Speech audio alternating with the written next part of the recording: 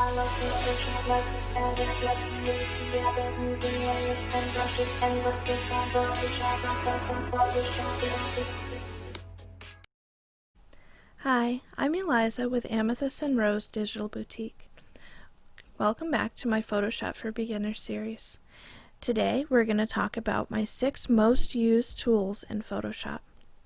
Now this is going to be a long video, and so in the drop-down description below I'm going to link to the minutes for each tool, and so if you already know some of the tools and you just want to jump directly to one that you're not familiar with, just click the little carrot button, and in the description you can jump right to the tool that you need to learn about.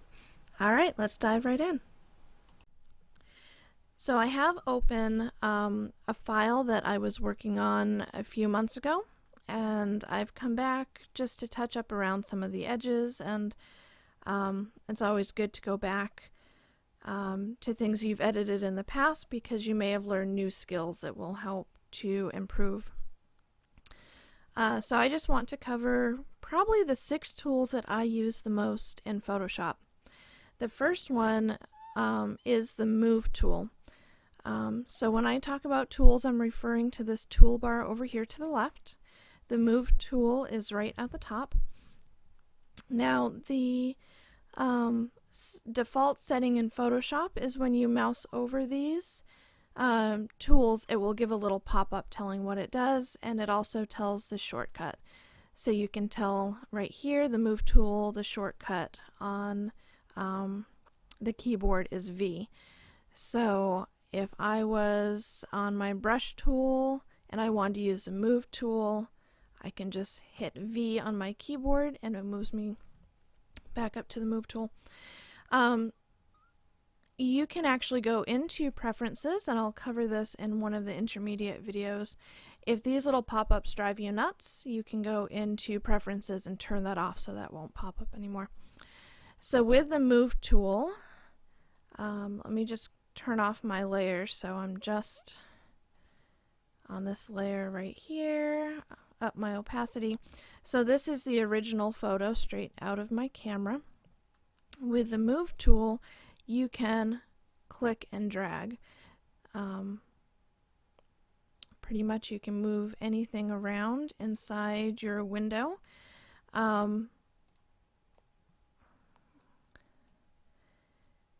Let's see what I have. So I have this background, and you can see that I'm moving it around. There's the edge of it as I move it. Now if you have made changes and you don't like the changes, you can always hit Control Z and it will undo whatever your last movement was. So that's really quick on the Move tool. The next tool that I use is the Lasso tool. The shortcut for this is L. Now if you click on this little caret or this little arrow, you can open up this little panel with some extra things. So the Lasso tool you can use to select. Sorry, let me turn these off and get back to my original layer. So if I wanted to select just her face, I could do that. You have the polygonal lasso tool, which drops points.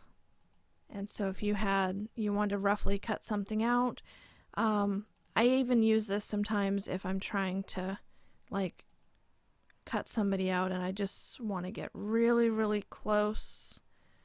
So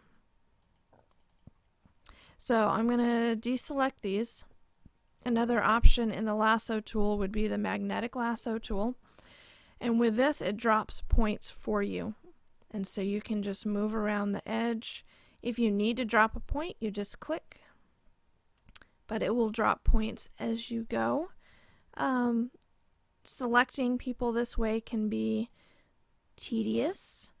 Or not just people, selecting objects. So the magnetic lasso tool is sometimes convenient to use. It does have a hard time going around some edges. If you see right here, I've accidentally made some points I don't want. If you hit delete on your keyboard, you can delete those points. I used to use this method to cut people out. I do a lot of composites, so I used to use this method a lot. I'm just going to deselect. When doing this, you actually want to be as close to your subject as you can. So let me grab the magnetic tool again.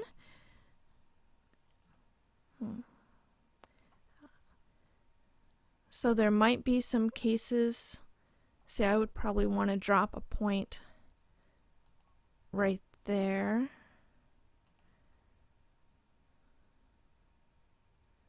And if you use a mask, you can always refine your selection after. And I will get around to masks coming up in just a couple lessons. So I used the lasso, the polygonal, and the magnetic lasso tools a lot. This is coming up in another video, but I'll just touch on it really quickly. In CC 2020, they now have select subject.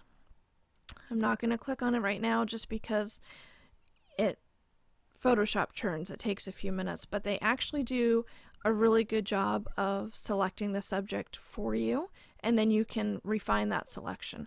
So that's a really great option that they've added. The next tool that I use a lot is the Quick Select tool, and that's right below. You use W to get to Quick Select, or you can click on Quick Select like this. Let me just zoom out. With Quick Select, you have a few options. You can select the object, a selection, or the magic wand tool. Now, back in the dinosaur age, when I first started using Photoshop, they only had the magic wand tool. So the Quick Select and the Object Select are great additions. So Quick Select, you've got three options up here. This is to select something, and so you just drag over what you want to select and it will select it for you. If you want to add to the selection, you can be on this little plus sign. It has a little plus above it. If you want to take away from the selection, if you selected too much, you just click on the minus. By default, if you start on the selection, when you let go, it's going to boot you over to the plus so that you can add to your selection. That doesn't mean the selection has to be touching each other. But if you click over here, then when you start again, it's going to erase whatever you have selected. I did use this method actually I still do use this method quite a bit. If there's something I need to select, such as if I'm changing the color of somebody's dress or their hair, or I need to select their face because I'm going to do some soft editing. So this is a tool that I use quite a bit. The next tool that I want to cover is the spot healing brush. So let me just deselect. Let me give you a hint. If you have a selection, if you try to use a tool and the tool's not working, it's probably because you have some pixels selected somewhere.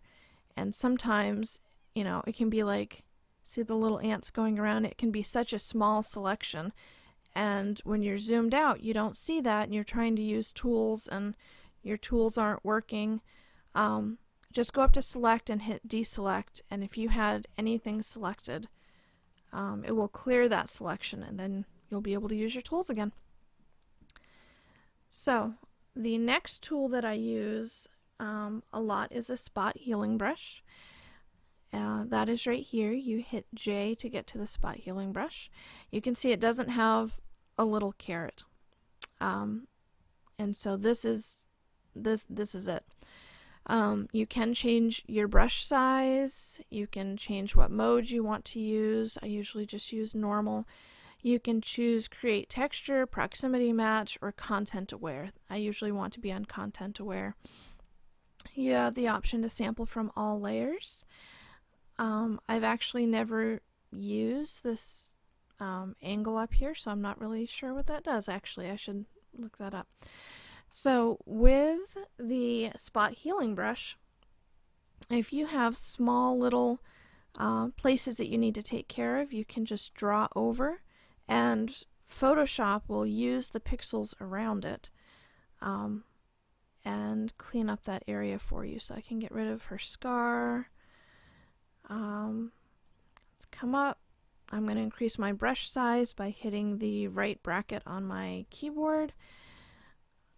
I can get rid of freckles. You can get rid of stray pieces of hair. This is a really great tool for doing cleanup work. I mostly use it for models, for cleaning up freckles and scars and anything that I might want to clean up, stray hairs. But it has a lot of functionality. It's just a really great tool.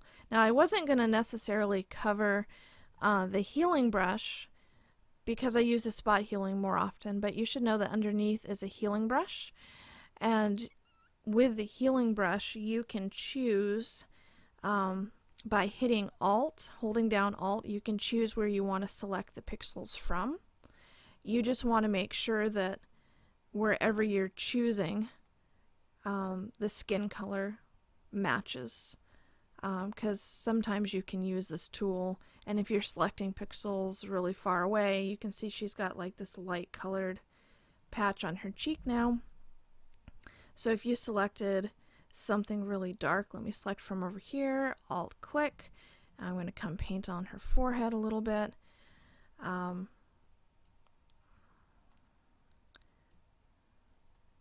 actually that didn't look too bad. Sometimes though, using the healing brush, depending on where you select from, can make it look really muddy. So I'm going to Control Z a few times. I just got rid of the light patch and the dark muddy up here. So I absolutely love the spot healing brush. I use that one quite a bit. The next tool that I use a lot, probably 50% or more, is the brush tool. You can hit B on the keyboard to select the brush tool, and it can be used for painting, but it can also be used for selecting. So I use this a lot doing composites. Underneath you can see it's got a little caret, so you can also go to the pencil tool. I don't generally use the pencil tool, I prefer the brush. Up at the top you can choose the angle you want your brush to be at, which is less important when you have circles, but if you're having maybe one of these dry media brushes, or if you have custom brushes that you can load, you might want to change the angle of the brush. So I've got, kind of looks like an eagle right now. I've got a wing going up. If I rotate this, now that wing's going down. You can change the size of your brush. You can also change how hard or soft your brush is. So the hardness is right here. Right now it's 0%. It's as soft as it gets. 100% is a hard brush, and you can use anything in between. You have the option right here to load new brushes, to rename things, to restore defaults. I will show you how to create your own brushes, custom brushes, and how to import brushes in a later video. So the brush tool, I use it a lot when I'm doing masks. So right now I have, let me zoom out so you can see. So I wanted to blur the background, so I blurred the entire image, and then I deleted by painting in black. I deleted the blurriness off the subject, so just the background is blurry. Now I could use my brush tool. Let me get in close so you can see what I'm doing. If I wanted to blur something or unblur something, I would use my brush tool, and I would choose, right now the blur is hidden from her face, so I would want to have white. You can toggle back and forth by using this little arrow or by hitting X on your keyboard, which is a great shortcut. So I'm just going to paint right here on this layer mask and show you what happens if I blur. So this layer's already been blurred, and I'm just painting that blur back onto her skin. I'm going to Control Z to undo. If I had too much blur out here, I'm hitting X on my keyboard to switch to my black down here. I'm going to hit the left bracket tool, lower my brush size down. And so if I wanted to paint off, I had too much blur in places, then I could paint with black. You are not limited to just black and white. Let me just Control Z, which is how you undo. So if you've done brush strokes or anything else like that, you can hit Control Z, and that will undo. So here we go.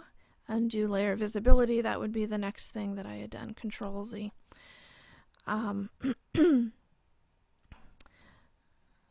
If you click on one of these little boxes down here, you're able to do a color picker.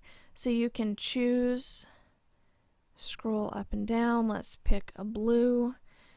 You can also, if you know the hex code, you can pop that in right there, which is great for graphic designers and editors.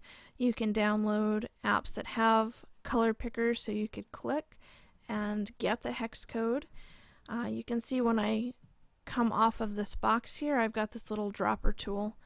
I can click and it will pick up inside this window. Now I couldn't come down and pick a color from my toolbar, which is great, which is why it's great to have a color picker. But within the photo you have open, you can click and it will select a color for you. So that's probably most of what I'm going to cover with the brush tool right now. The next tool I'm going to show you is the clone tool, and that's this little stamp right here. You can get to it by hitting S. You have pattern stamp and clone stamp, and what the clone stamp does is you are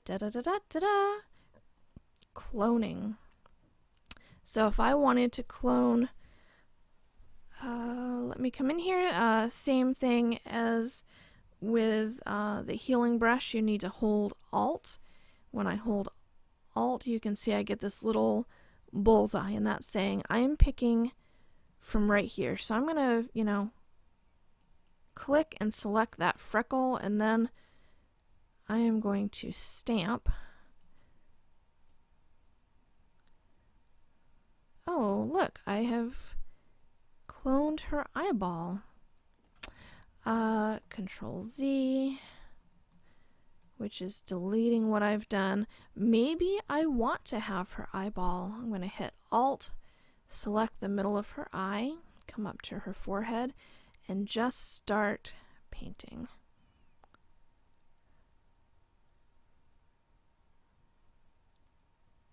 There we go. How lovely is that? So with the clone, you are literally choosing pixels that you want to clone and that you want to move to another place on your picture, on your document that you're working on. So I've shown you, this. I've shown you an example that's a little crazy and bizarre, but a lot of the time when I use a clone stamp, I am removing something from the image. So it might be removing a tree from the background, removing a car from the parking lot. I might be cloning in grass if I took a landscape picture and there's some places that the grass is patchy. So I could choose to clone over this hair right here to get rid of it. As with the healing brush, you have to be really careful. So if you wanted to get rid of this dark circle over here and you chose, let's choose something, let's choose that.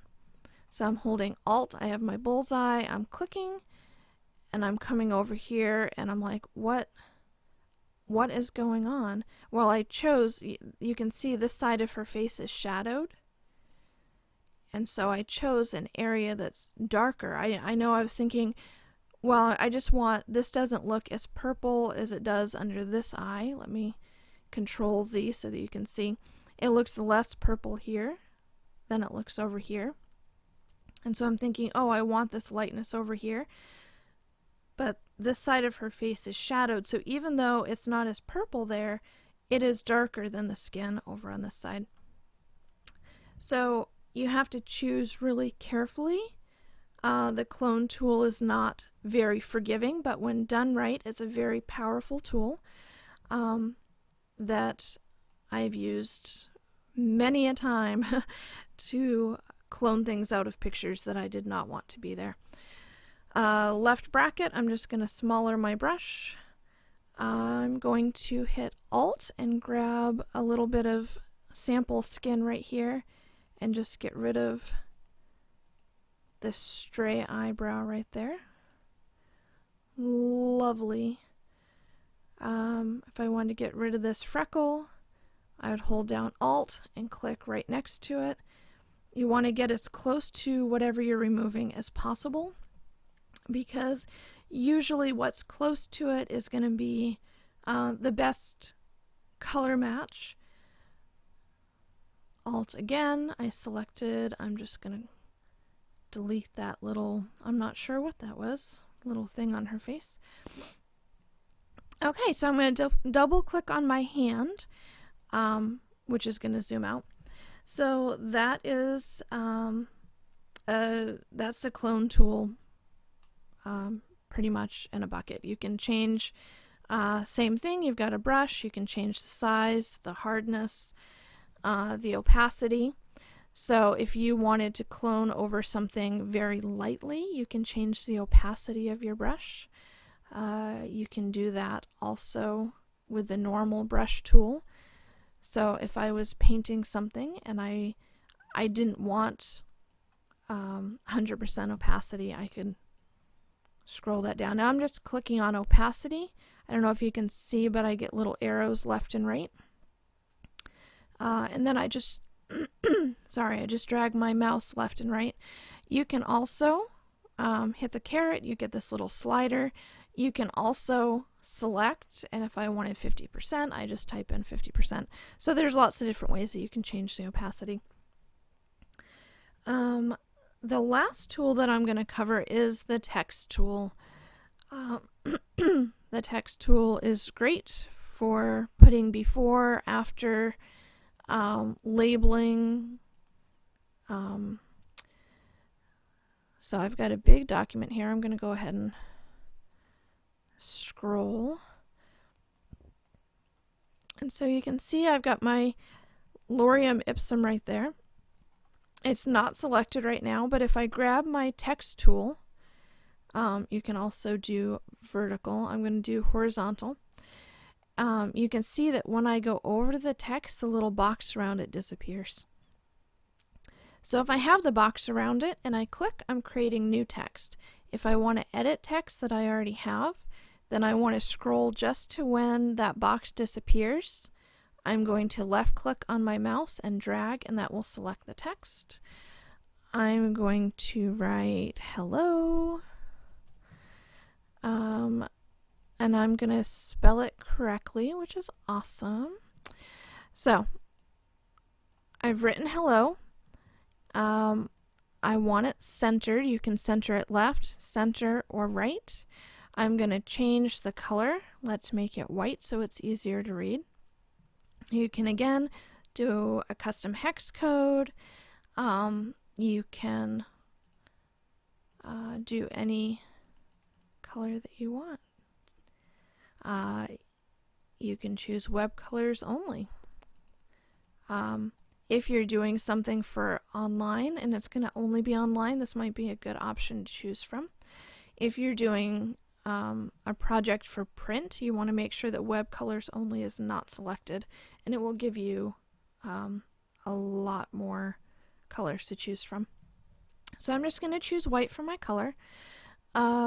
It's not very big, so let's make it bigger. Oh, look, I can only go to 72. They only give you that option, but as with the opacity, you can select, and let's do 200, and then I'm going to hit enter. Maybe I want it bigger than that, so let me just select. Looks like I selected not all of it, but let's go to 50 and hit enter. So now my text is at 500. I clicked out of it, I used my move tool, I've dragged it to where I want it. Now I want to select it again, so I'm going to click on my text tool, or you can also hit T on your keyboard. I'm going to come over so the little box around it disappears. Click and drag, and I've selected it again. Let me change the font. This pulls from the fonts on your computer. And so you have the option of installing, the more fonts you install on your computer, the more fonts that Photoshop will pick up. I don't know if this is still true, but in the past when I installed fonts, in order for them to show up in Photoshop, I had to exit out of Photoshop and then reload it. I don't know if that is still a thing. That might be something to try. So let me just pick a different font. I can choose, remember I showed you down here, horizontal, vertical. You also have that option up here. So if you wrote it horizontal and then you want to switch it, you don't have to come and start from scratch. You can just hit this little button up here and make it vertical, make it horizontal. If the fonts have different options, not every font you can change, but some you can change to bold, you can change to italic. You can put your font on a curve. They have some options. Style, you can do drop down. Let's put it in an arc. Let's make our arc a little less archy. You also have the choice of doing vertical. So you can kind of play with these. It's kind of fun if you don't want just standard text. I think I'm going to leave this a little bit of an arc. Flag, fish, yeah, let's leave that as an arc. So I'm going to hit OK. Double click on the hand tool to zoom all the way out. I'm going to hit on move and adjust where I want my hello. I can move that all around. I'm going to turn on all my layers over here. And oh no, what happened to my text? It was there and then I lost it. You lost it because, and we're going to cover layers. Actually, it's going to be in July. So layers are not coming up soon, but in layers, it's like a sandwich, and what you're seeing on your screen is the top-down view of the sandwich. So I still have my text right here. I just can't see it because it's covered by my lettuce and my tomato and my mayonnaise and my bread. So if I want to be able to see it, it's got to be on top of the sandwich. So I'm just going to click and drag, and I moved it up to the top. I will get into layers in depth later on because it's really important to understand how to create new layers and name them and be able to drag them, be able to use opacity. So we'll go over all things layer in another episode. So there's a lot of other tools over here. I've only covered the top 6 that I use the most, but when we get into the intermediate series and the advanced series, I'm going to go into depth in some of these tools that we haven't covered yet. I just wanted to give you an overview of the ones that I use the most often and the ones that perhaps a beginner would use most often as they are learning to use the program. Okay, thank you for watching. I hope you were able to learn something new today. If you did, the 2 best ways to make the knowledge stick are to apply it and to teach it. To apply it, just spend a few minutes in Photoshop and experiment with the tools that I taught you today. To teach it, share it with someone else. When you teach something, you get to learn it twice. Here's how. You can leave a review on Facebook with your biggest takeaway moment or your favorite tool that I taught you today. Don't forget to tag me so that I can properly thank you. That's #EditWithEliza. Alright, I will see you next week with an episode about keyboard shortcuts. See you then. Bye.